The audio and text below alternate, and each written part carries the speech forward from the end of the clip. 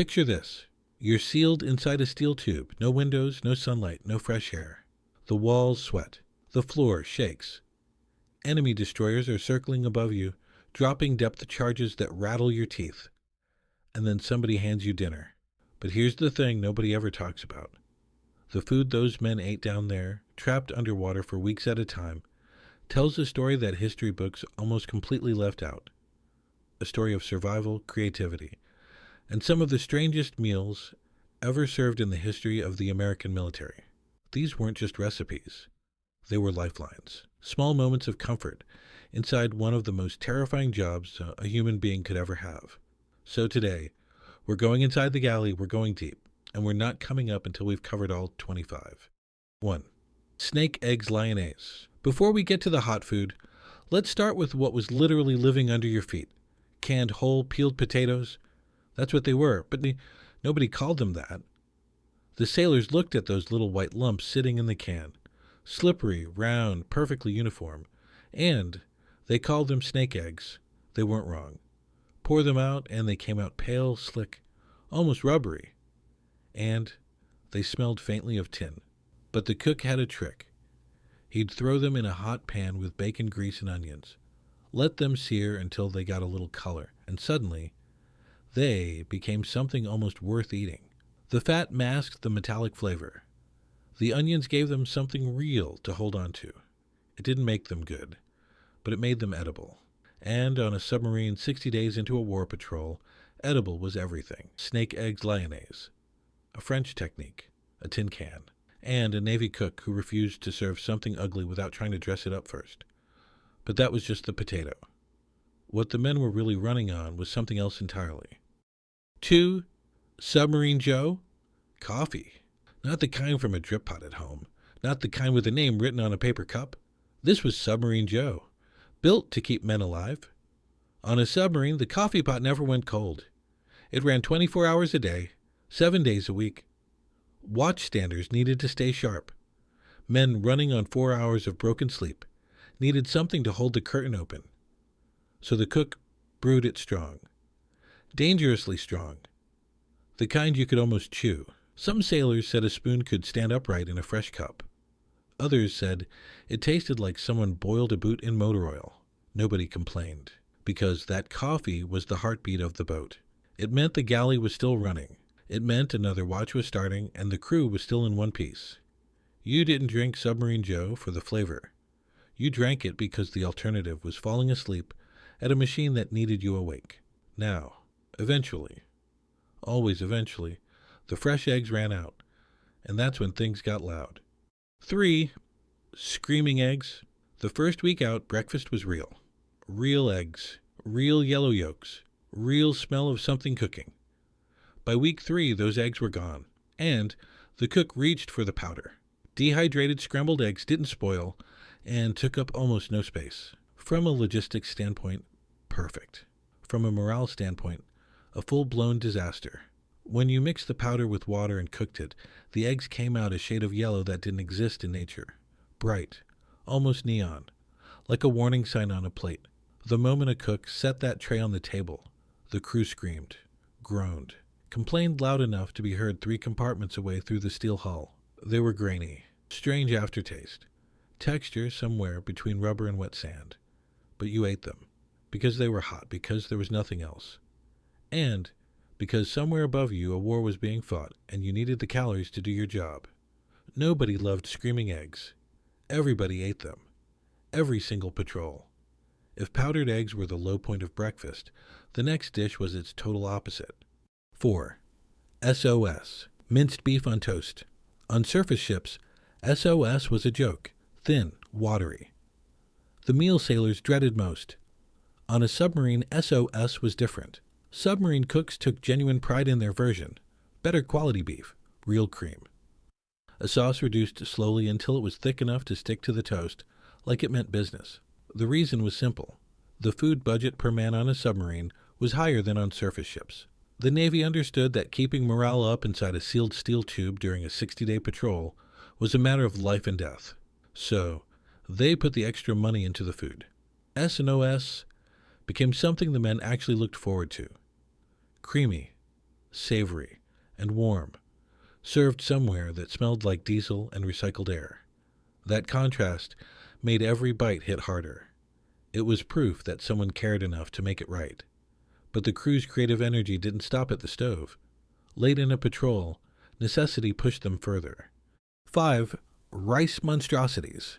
By week 6 or 7, the pantry was a disaster zone. Flour gone, potatoes gone, bread a memory. What was left were tins. Dozens and dozens of tins of whatever the supply officer had loaded before departure. Tuna, Spam, canned chicken, beans, corn, and rice. Always rice. So the cook did what cooks throughout history have always done when supplies run out and people need feeding. He improvised. The rice. Open whatever tins are left on the shelf. Dump them all in. Heavy spices on top. Out came a dish with no official name that every submarine sailor recognized instantly. Rice monstrosities. Some versions were surprisingly good. The right combination, the right seasoning, and a monstrosity could pass for an actual stew. Other versions were gray, lumpy, and deeply mysterious. But every man ate, and the complaining and the laughing about that night's particular monstrosity became its own tradition, its own morale. Even a bad meal eaten together is still a meal eaten together. Now, if monstrosities were the low point, what was the absolute high point? 6. Gdunk Sundays. Here is something that will genuinely surprise you. Most American submarines in World War II had an ice cream machine.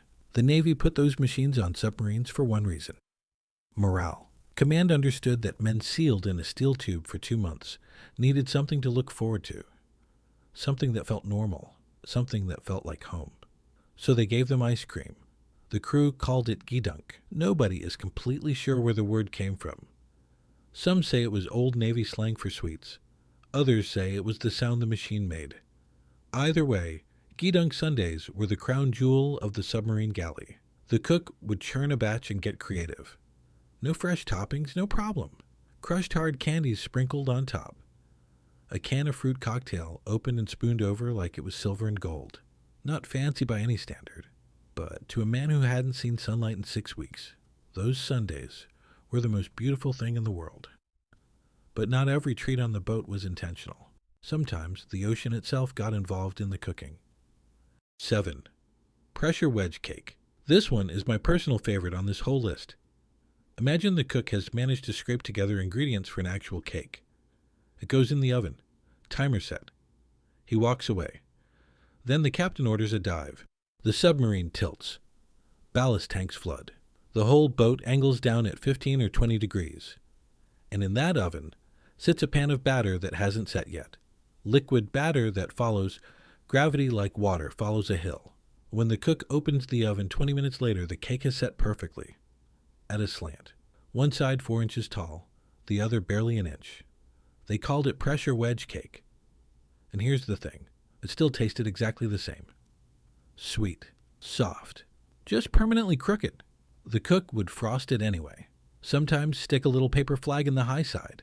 That crooked cake became a badge of honor. You hadn't really been on a war patrol until you'd eaten something the boat itself had shaped. But what happened to the meat when it sat in the cooler just a little too long? 8. Diesel ham.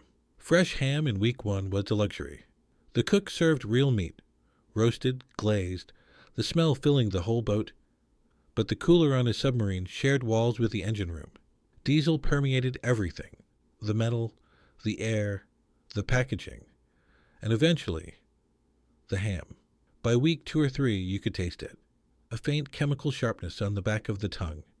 Not dangerous, just wrong. Sailors called it diesel ham. They ate it anyway, because throwing out food on a submarine was not something you did. You were weeks from port, no resupply coming. If it was still technically meat, it went on the plate. Some men learned to stop noticing it. Others buried it under condiments. The diesel smell was everywhere. Walls, bunks, clothes. After a few weeks, you stopped smelling it at all. Which is exactly why the cook started reaching for extra spices. 9. Ginger pot roast. The smell of diesel never fully left a submarine. It got into the walls, the uniforms, and, most importantly, the food. Not in a poisonous way, just in a way that made everything taste slightly wrong. like eating a meal next to a running engine. So the cooks fought back with ginger. Lots of ginger. Ginger is one of the strongest flavors in the whole spice cabinet. Sharp, warm, and distinctive. When you pack a pot roast with enough of it, it cuts right through that background diesel taste and gives the meat something better to be. Ginger pot roast became a submarine staple, not by any official decision, but because experience taught the cooks that it worked. Low heat, slow cook, plenty of liquid, hours in the oven. And when it was done, the whole boat smelled like a kitchen instead of a machine shop. That aroma mattered more than you think. Smell is memory. And for men who hadn't been home in 2 months, the smell of a real roast cooking was something close to comfort. 10. The false floor.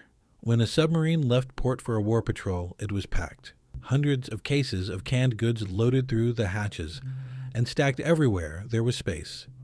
Torpedo rooms, passageways, underbunks. Every corner of every compartment. The galley couldn't hold everything, so the crew developed a system. They lined the walkways with cans, wall to wall, edge to edge, then laid plywood over the top. The crew walked on a floor made entirely of food. They literally lived on top of their own pantry. They called it the false floor. At the start of a patrol, the floor sat high.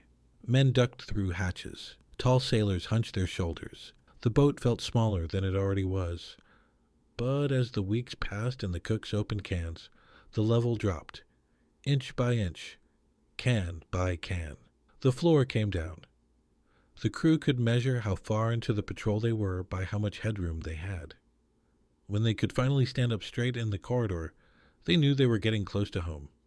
A countdown clock made of canned goods. 11.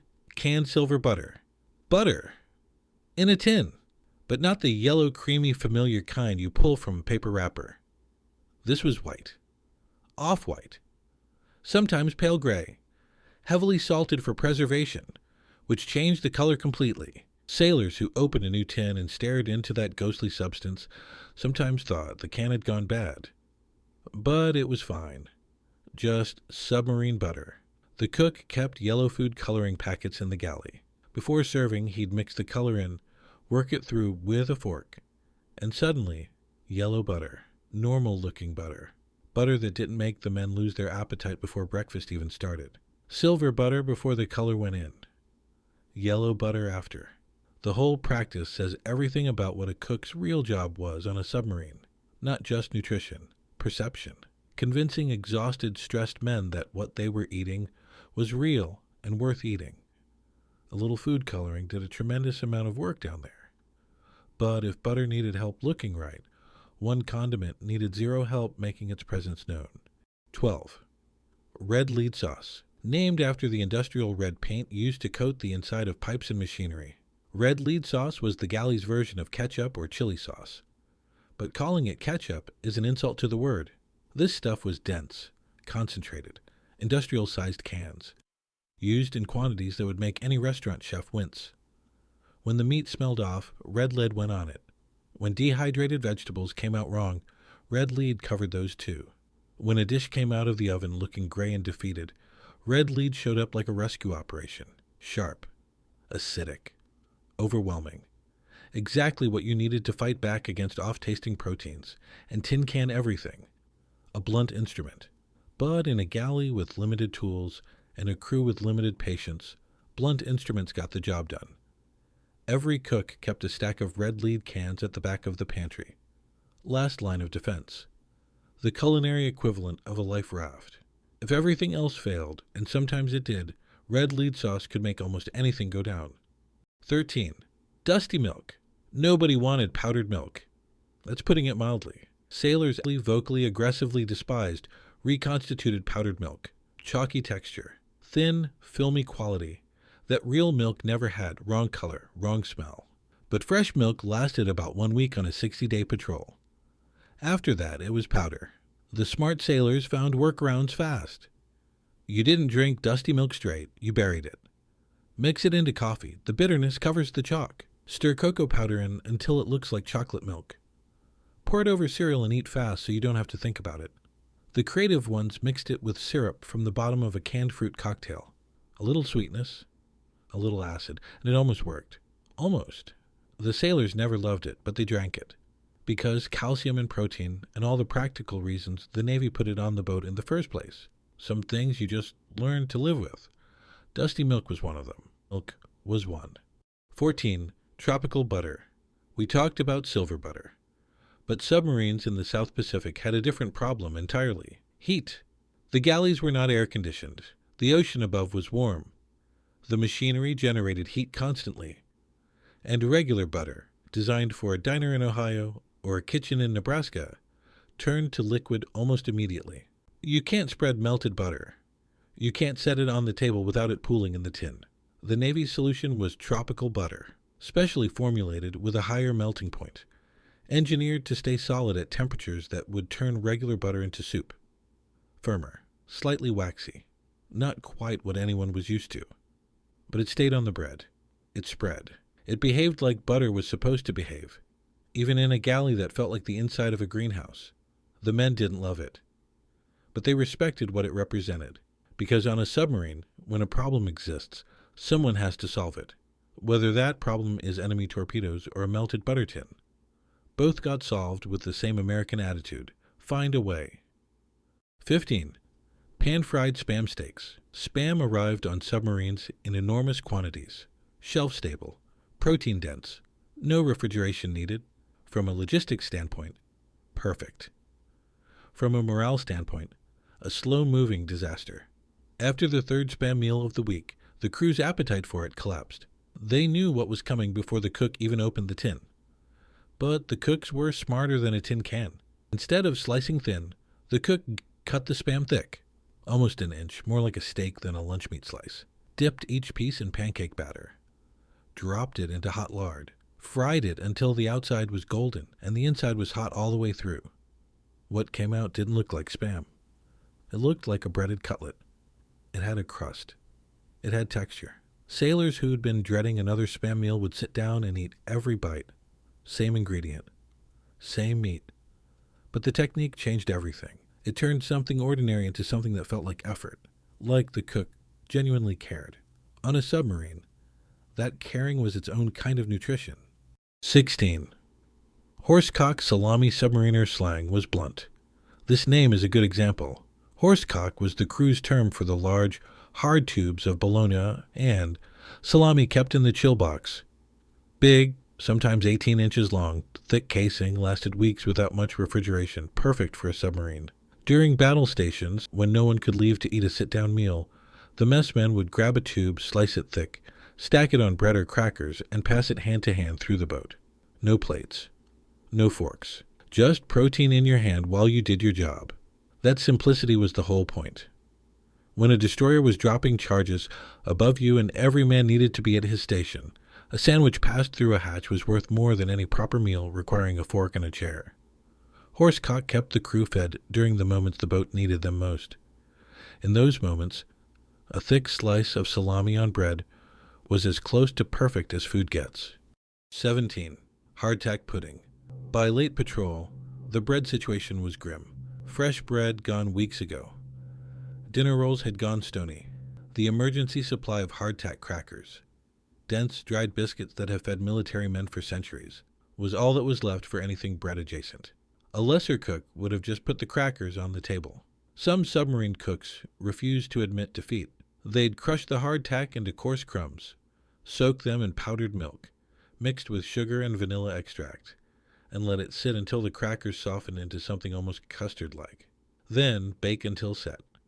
Hardtack pudding. By any objective measure, a miracle of improvisation.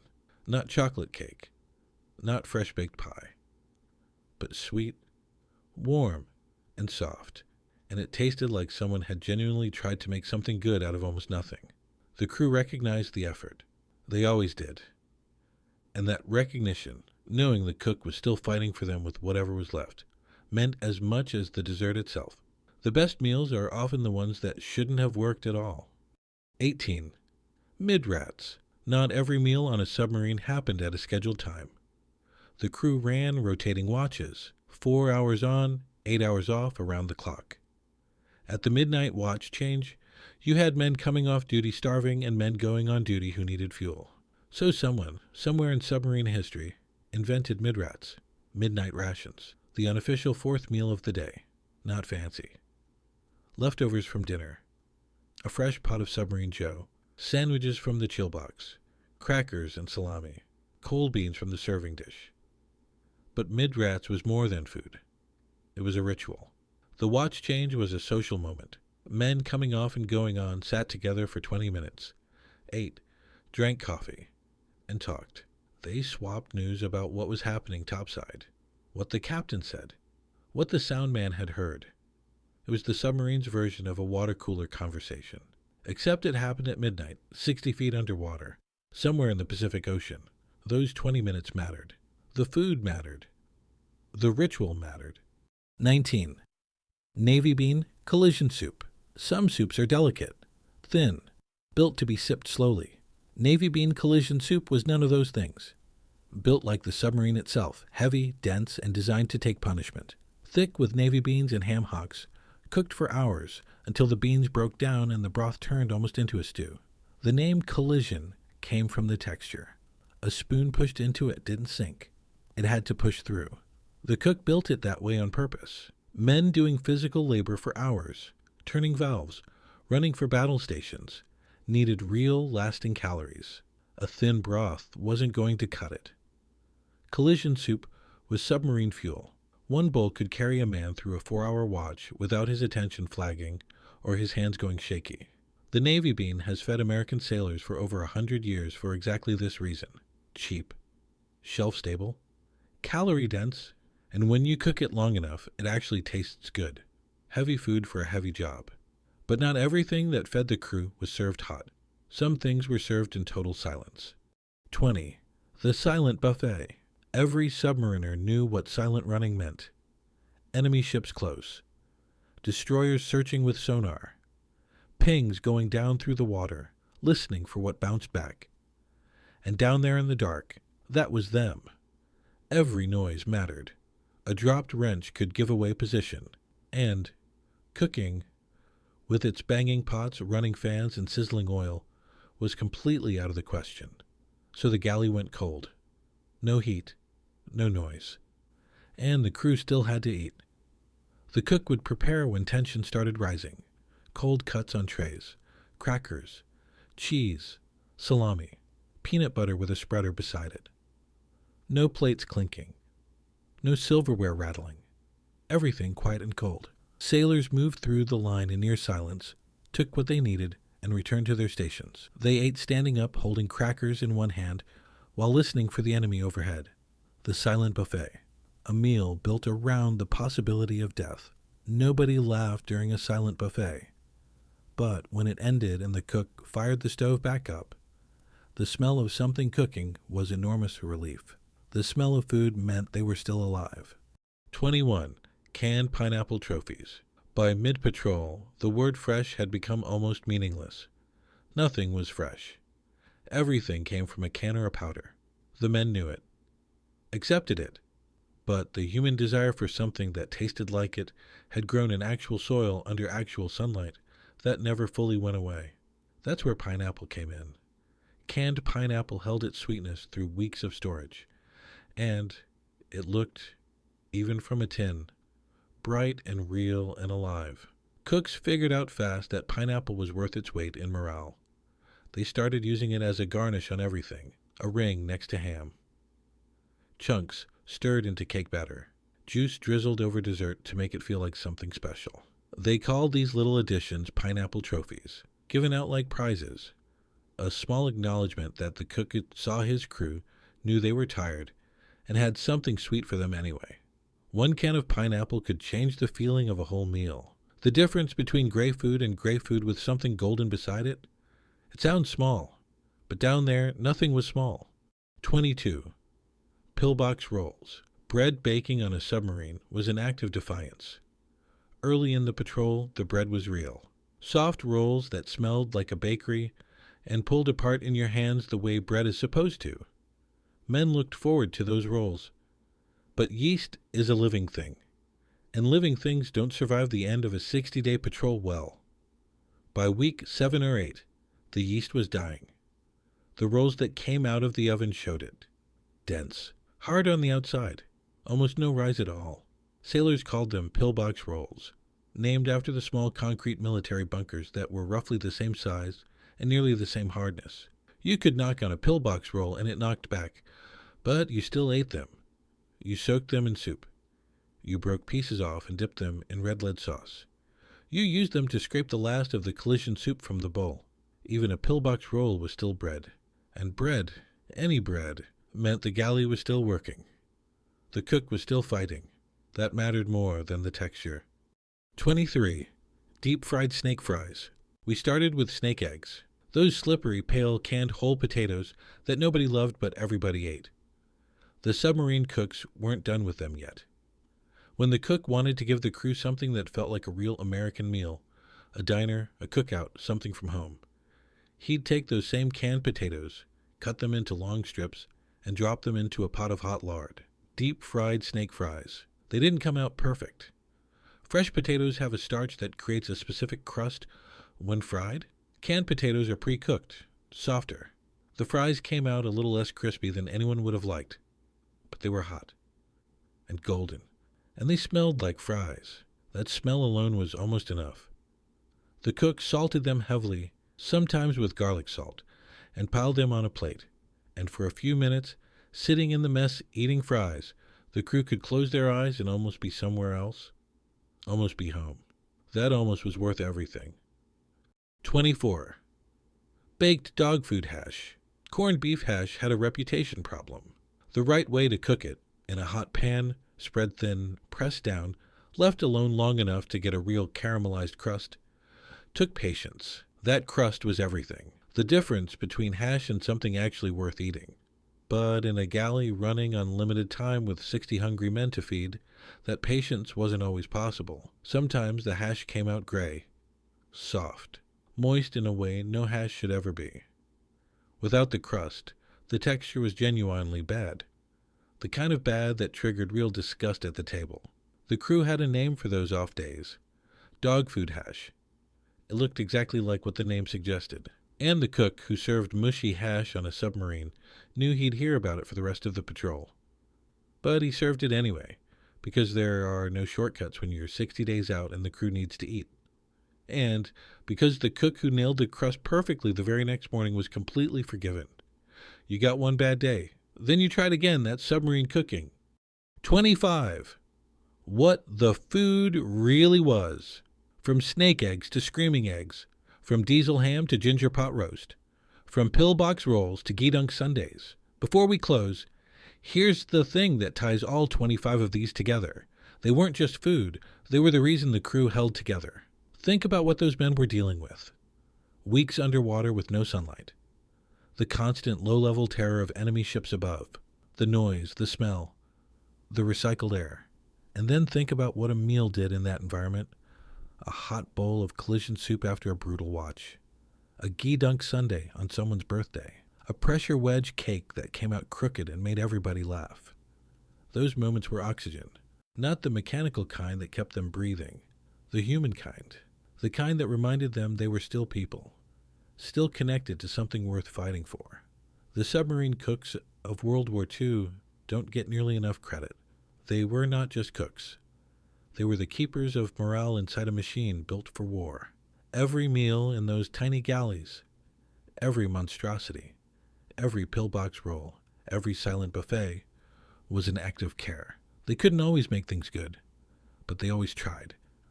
And sometimes trying is the whole point. If this story meant something to you, drop a comment below. Tell me which dish surprised you most. And if you want more stories like this, hit subscribe. We've got a lot more where this came from. See you next time.